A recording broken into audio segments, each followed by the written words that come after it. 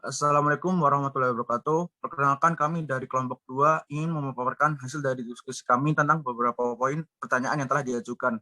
Terdapat anggota kelompok kami yaitu Unang Jahitan Ucaksono dari Teknik Geofisika, Israini Mutiara Nabila dari Teknik Sistem dan Industri, Citra Nur Fitriani dari Desain Interior, Putri Dwi Ramadana dari Teknik Sistem Industri, dan Amanda Isradana Ibrahim dari Teknik Geofisika. Kemudian pertama, apakah Pancasila di Indonesia perannya mudah pudar? Pancasila sebagai dasar ideologi bangsa Indonesia yang harus ditanamkan sejak dini kepada para anak bangsa di Indonesia. Pancasila harus ada di dalam diri semua warga negara Indonesia. Akan tetapi pada zaman sekarang, nilai-nilai dari Pancasila sudah mulai memudar. Banyak faktor yang membuat pudarnya nilai-nilai Pancasila tersebut. Penyebab pudarnya Pancasila dalam diri warga negara Indonesia, yang pertama, adanya rasa kurang peranan pendidikan agama dalam pembentukan sikap remaja. Kemudian yang kedua, kurangnya pendidikan Pancasila. Pendidikan Pancasila terasa amat kurang diterapkan di Indonesia. Kemudian yang ketiga, kurang efektifnya pembinaan moral yang dilakukan oleh rumah tangga, sekolah, maupun dari masyarakat sendiri. Yang keempat, penyimpangan dari nilai-nilai Pancasila yang terdapat. Yang kelima, adanya efek globalisasi. Oleh karena itu, kita harus mengantisipasi pudarnya nilai-nilai Pancasila.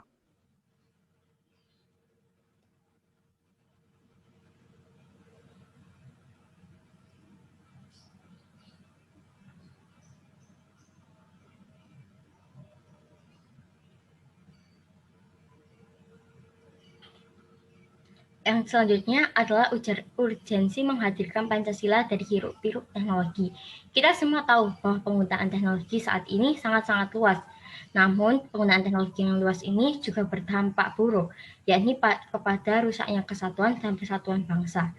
Contohnya, yakni media sosial yang digunakan untuk penyebaran radikal, ujaran kebencian, dan isu sara. Pentingnya Pancasila. Yang pertama, Pancasila sebagai sarana pemersatu bangsa. Pancasila berasal dari keberagaman bangsa Indonesia dan merupakan media akulturasi dari berbagai pemikiran agama, pendidikan, budaya, politik, sosial, dan ekonomi. Nah, semakin tinggi teknologi, harusnya kita semakin bersatu, karena teknologi ini sejatinya diciptakan untuk mempermudah hidup kita. Pancasila sebagai fundamental dalam segala kehidupan harus dimasukkan ke dalam segala aspek, terutama aspek perkembangan teknologi itu sendiri. Nah, Pancasila sebagai landasan kebijakan pengembangan teknologi itu harus mencakup beberapa hal. Yang pertama, yakni menghormati keyakinan religius masyarakat Indonesia. Namun, jangan sampai juga memperlambat pengembangan teknologi. Yang kedua, dituntut oleh nilai kemanusiaan, memperkokoh kesatuan dan identitas nasional, merata ke semua masyarakat, dan kesenjangan yang dipersempit. Selanjutnya adalah bagaimana Pancasila menjawab tantangan masa depan Indonesia dalam konteks Making Indonesia 4.0. Sebagai gambaran umum, Making Indonesia 4.0 adalah sebuah roadmap atau peta jalan mengenai strategi Indonesia dalam implementasi memasuki industri 4.0.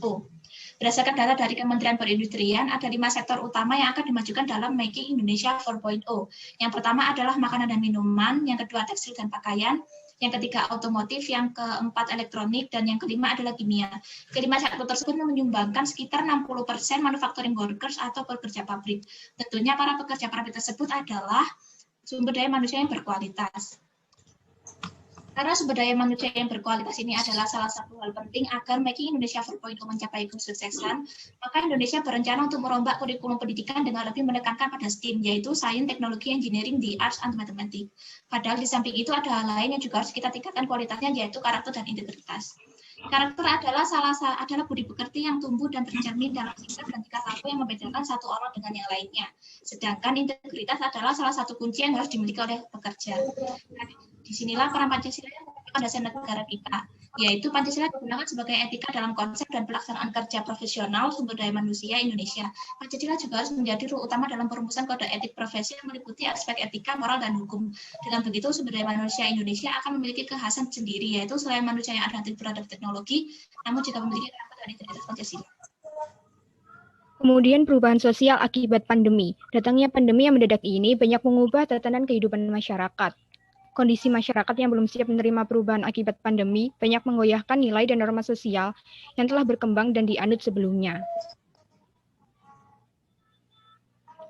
Kemudian pada awal pandemi, kita semua tahu bahwa banyak sekali masyarakat yang mengalami panic buying. Mereka panic buying karena mereka merasa tidak pasti akan masa depan yang akan dihadapi. Sisi negatifnya, mereka menjadi egois dan mementingkan diri sendiri.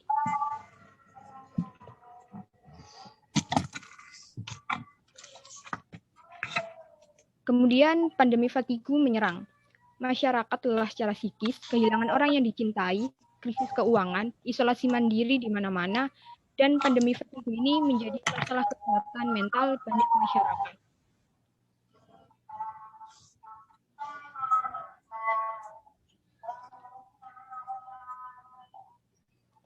Kemudian datang kabar vaksin yang memunculkan harapan baru, tetapi harapan baru ini malah membuat masyarakat meninggalkan protokol kesehatan. Waktunya bisa sia-sia. Semua rentetan fenomena yang terjadi, ini kembali lagi karena ketidakpastian masyarakat menerima adaptasi yang datang secara mendadak.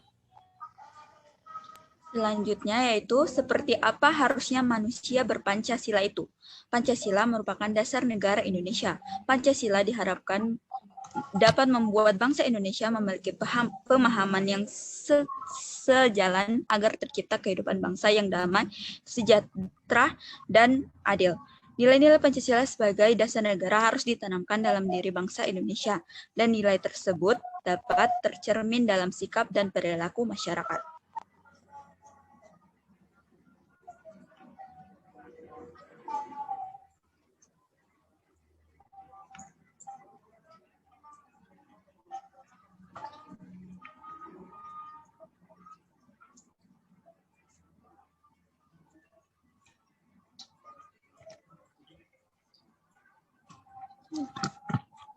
Oke. Selanjutnya, manusia berpancasila mengandung banyak arti, yaitu yang pertama, manusia yang cinta Pancasila, yang kedua, manusia penganut ideologi Pancasila, dan yang ketiga, manusia pejuang nilai-nilai Pancasila.